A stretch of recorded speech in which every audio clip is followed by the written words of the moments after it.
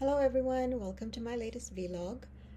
As usual, this vlog as well has been sort of derailed by the current discussion and concern about the state of USAID, given what all is going on. Um, I was going to talk about humanitarian assistance and humanitarianism, something that's still very close to my heart. I will bring it up at the end of this vlog as a closer. But I will speak about it in detail, I promise, in my next vlog. Again, if nothing derails me, I have a feeling it will, given the situation we're confronted with today.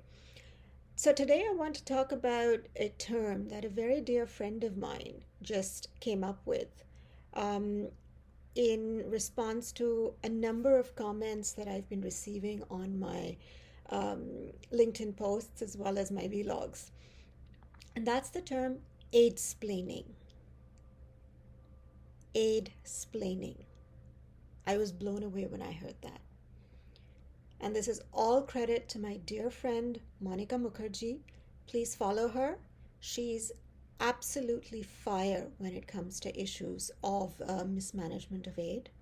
Um, and she came up with this term, Aidsplaining, based on a number of comments that have been showing up on my feed, where global people from the global north have been explaining to us about what aid actually is, about how wonderful it is, and about all the good that it's done all over the world, and that there is actually nothing replacing it, and that if aid dies, literally people will die. I mean, this we've been hearing for a long time now. But what struck me about this was not just the irony of the term splaining, so Aidsplaining, the play of words on that, but it was firstly that the idea that aid is good is so uncontested in the official aid spaces. And I mean by people who are directly involved with large multilateral, bilateral aid institutions, aid providing institutions, as well as INGOs who implement this.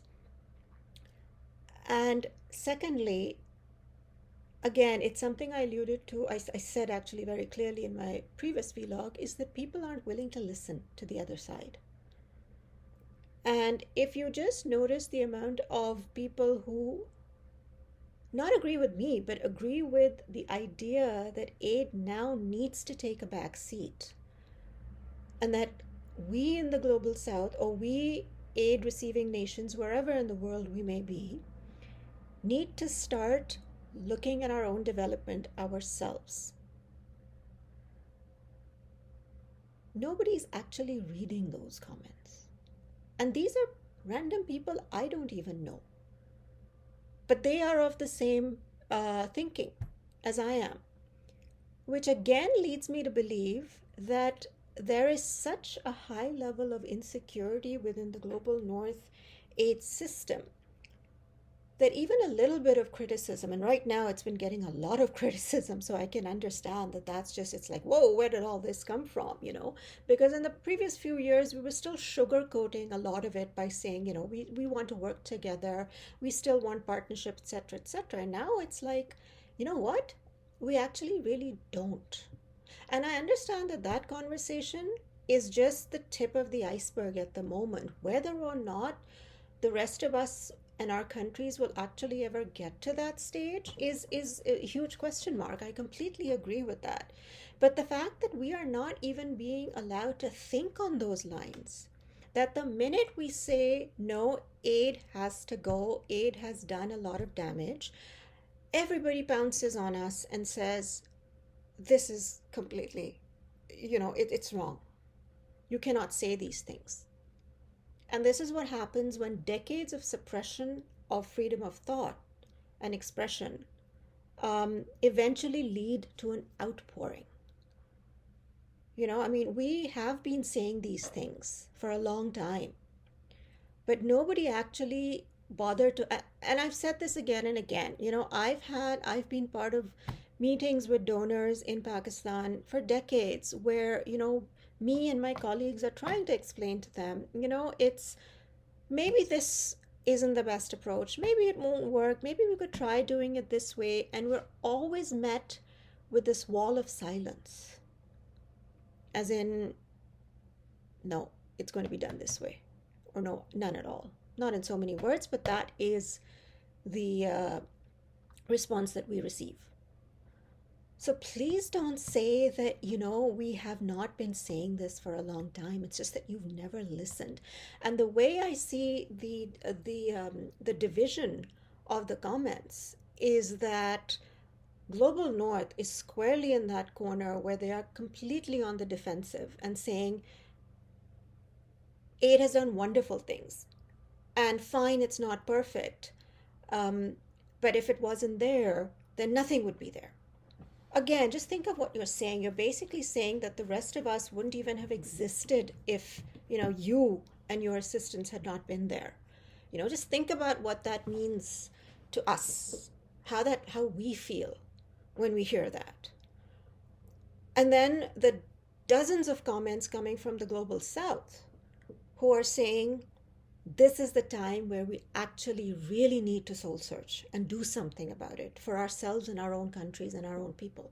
But all that just seems to, completely not exist the minute somebody challenges the Global North supremacy in aid. So this idea of Aidsplaining is just absolutely fantastic, I think. Thank you again, Monica. I mean, all hats off to you for literally reading the room, so to speak, about what's going on now in this discussion.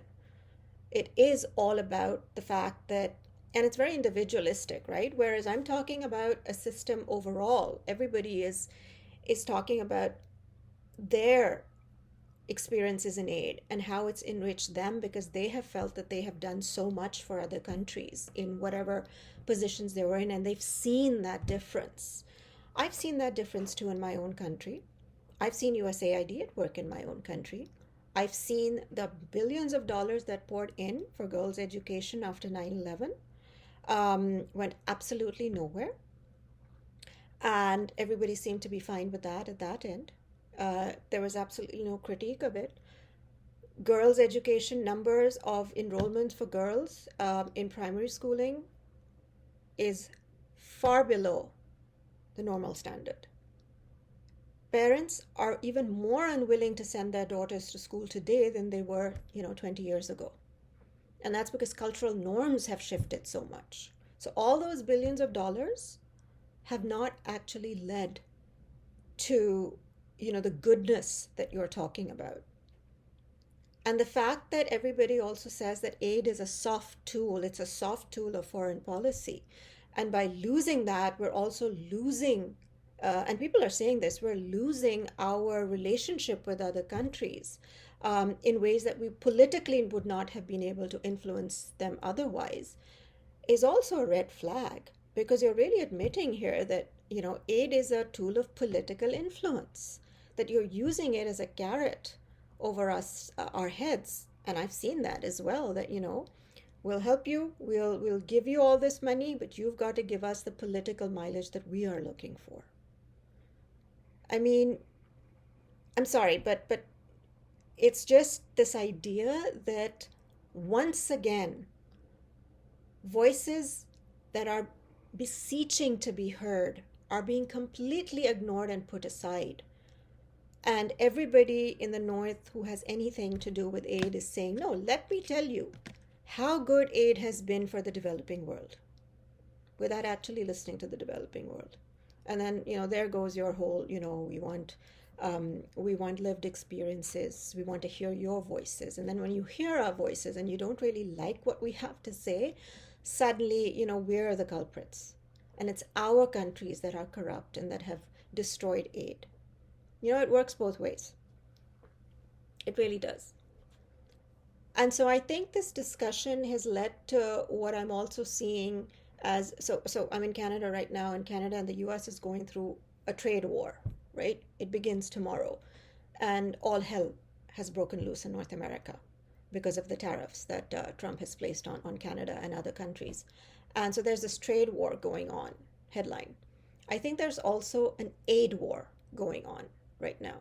as in the person who provides the most aid has the most control and influence over some of the most important elements in a country's development. And I just again want you to think beyond the idea of saving millions of lives, what this actually means in real terms for a country that cannot go it alone. So, Aidsplaining, this is what's happening right now. Whether it's a mechanism of self-defense, whether it's a way to try and understand what's happening with USAID, and again, what's happening with USAID is one of the most absurd, circus. It's the most absurd circus that any of us have ever seen, right? I mean, this is not what it means to end aid. This is not how aid should end. And I said in 2 vlogs ago that the idea that those of us who encourage the end of aid cannot be weaponized against us for use as evidence by the right wing. This is a right-wing mafia that is doing what it is doing. This has absolutely no bearing on what people like myself are saying. It is the idea of aid, its implementation, its mechanics, and its eventual influence, or lack of it, that is the real issue here. So for those of you who think it's a black and white situation, I'd really urge you to think again. And I would really urge you, instead of aidsplaining to us about the virtues of foreign aid and how many millions of lives around the world it has saved. And again, I will say, the fact that it's USAID that is facing this, the largest donor in the world, also goes to show the monopoly and the hegemony of one donor all over the world for everything. I mean, I don't even want to get into the issues that talk about, let's talk about life-saving drugs, because that's one of the big issues here. Why aren't pharmaceuticals in the global south allowed the space, the technology, and the patents to be able to produce these life-saving drugs themselves so that they can actually provide it to their own people instead of depend on the aid that's providing it for them? We saw this in COVID, where South Africa was not allowed to produce, and many African countries were said, we have the capacity to produce these vaccines, for God's sake, let us. And, the global north didn't let them do it.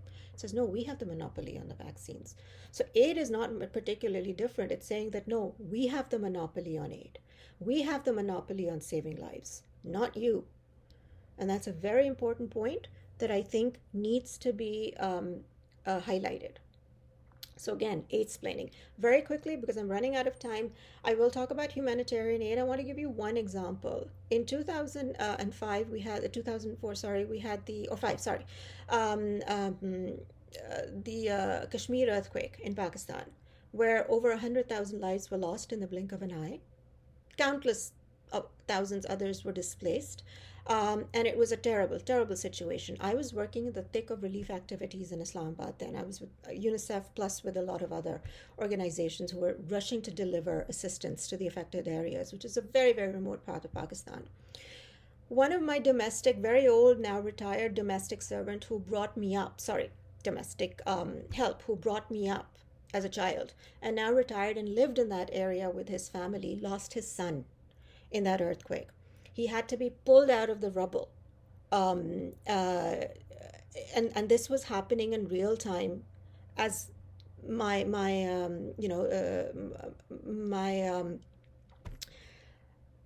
he's an elder to me, was on the phone with me and saying, my son has died, my son has died. The line was really unclear. I couldn't hear him. And I was in UNICEF in the office at that time, yelling, saying, Manzoor, are you okay? Are you alive?